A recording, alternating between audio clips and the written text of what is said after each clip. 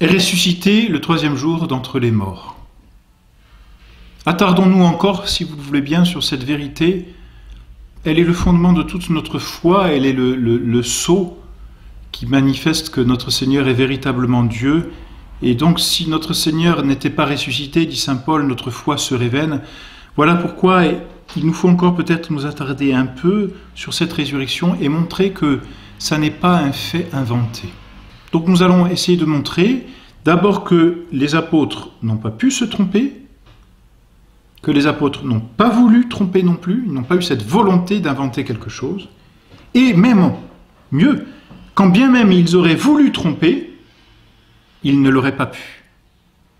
Et enfin, nous tirerons deux autres preuves, une preuve qui nous vient du Sanhédrin lui-même, donc des ennemis de notre Seigneur, et notre Seigneur utilise ses ennemis en sa faveur, c'est admirable, et une preuve qui nous reste encore aujourd'hui. Les apôtres n'ont pas pu se tromper. Pourquoi?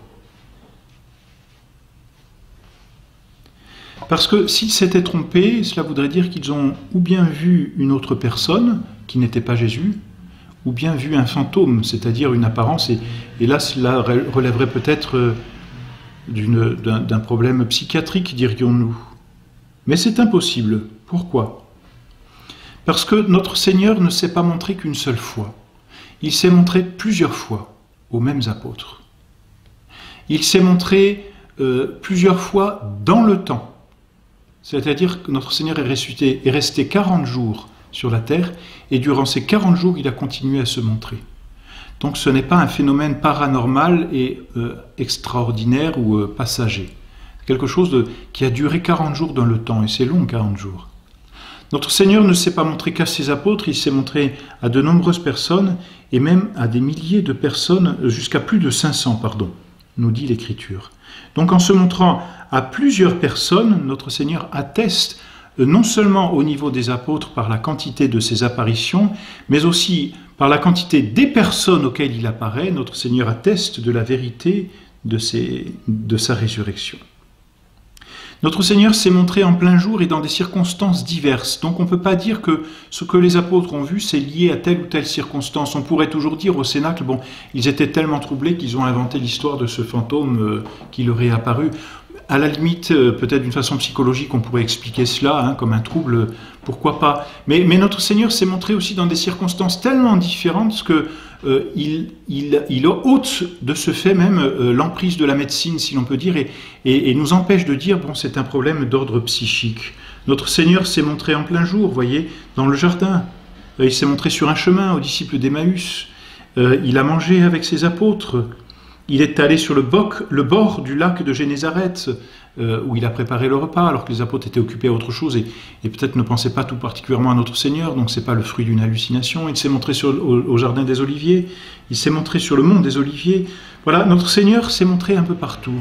Notre Seigneur, en plus, s'est montré à des gens crédules, donc des gens qui étaient prêts à le croire. On peut penser aux saintes femmes, mais il s'est montré aussi à des gens défiants, à des gens incrédules. Saint Thomas, c'est l'incrédule, comme nous l'avons dit la dernière fois, à des gens qui sont lents à croire.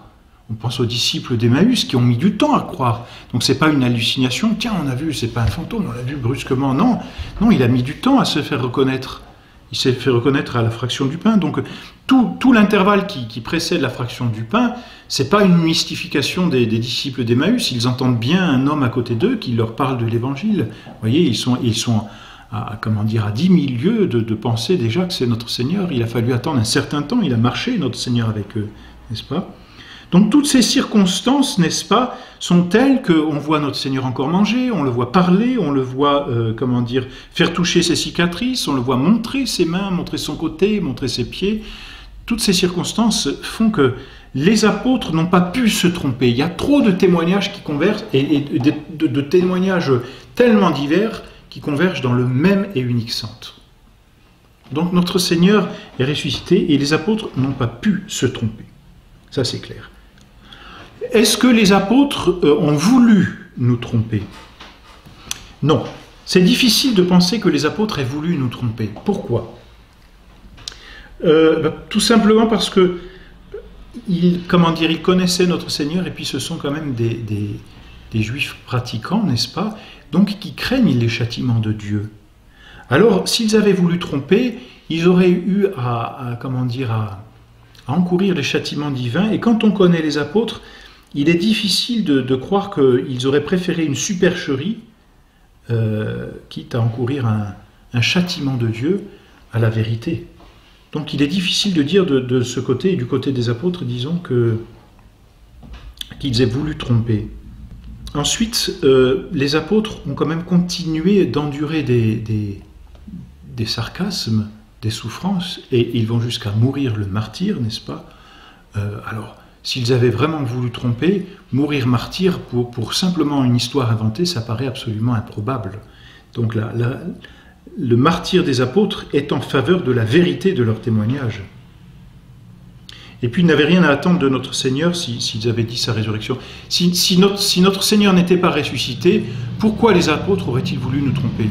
Ils n'avaient rien à attendre de notre Seigneur. S'il n'est pas ressuscité, que peut-il procurer? Notre Seigneur, il est mort, il n'y a plus rien à en attendre. Je ne vois pas ce que les apôtres auraient attendu de notre Seigneur en racontant une fable. Donc les apôtres n'avaient rien à gagner à raconter une fable. Donc, c'est pas probable, c'est même impossible que les apôtres aient voulu tromper. Et quand bien même ils auraient voulu tromper, ils n'auraient pas pu tromper. Pourquoi? Pas parce qu'il y avait le corps de notre Seigneur qui était gênant. Et là, il aurait fallu l'enlever, ce corps de notre Seigneur, pour faire croire à la résurrection. Parce qu'il ne suffit pas de dire, oui, il est ressuscité, on peut toujours dire il est ressuscité, mais alors qu'est-ce qu'on fait de son corps? Parce qu'il faut que personne ne retrouve son corps. Si on retrouve son corps, ça veut dire qu'il n'est pas ressuscité. Alors qu'est-ce qu'on fait? On l'enlève, d'accord. Comment on s'y prend pour l'enlever? 3 façons.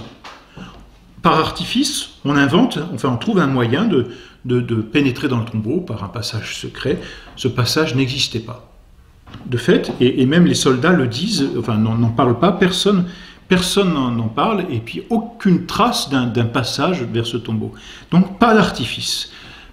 La violence? Non, pas de violence. Si les apôtres avaient voulu enlever par la violence le corps de notre Seigneur Jésus-Christ, ils se seraient fait, prendre par les gardes, et les gardes étaient certainement mieux armés que les apôtres. Et puis ensuite, quand on voit la lâcheté des apôtres, on peut se dire, dis donc, s'ils ont encore un moment de violence, après tant de lâcheté dans la souffrance de notre Seigneur, que c'est cette violence qui aurait été un miracle.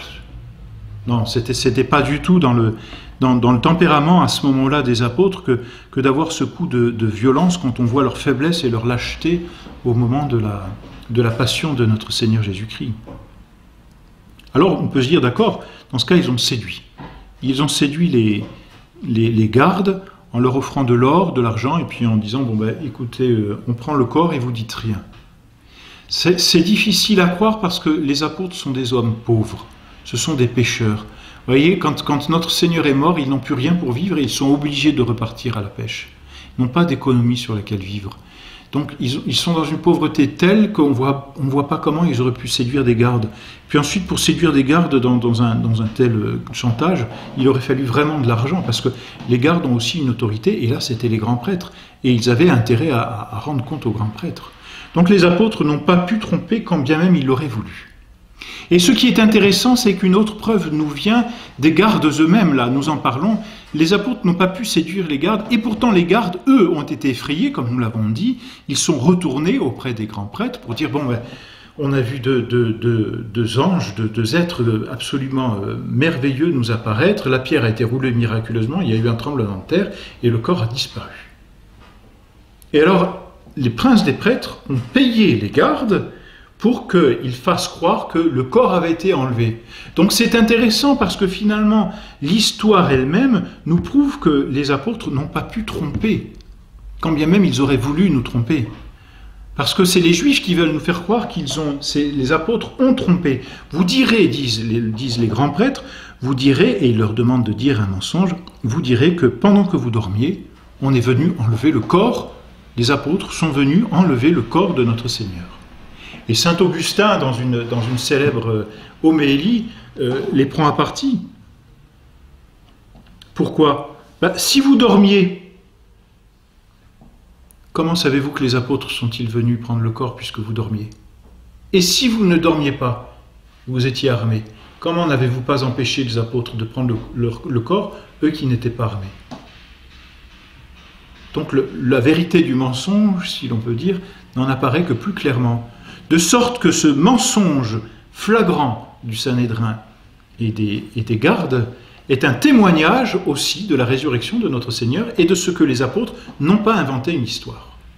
On veut faire porter aux apôtres une histoire qu'ils n'ont pas inventée.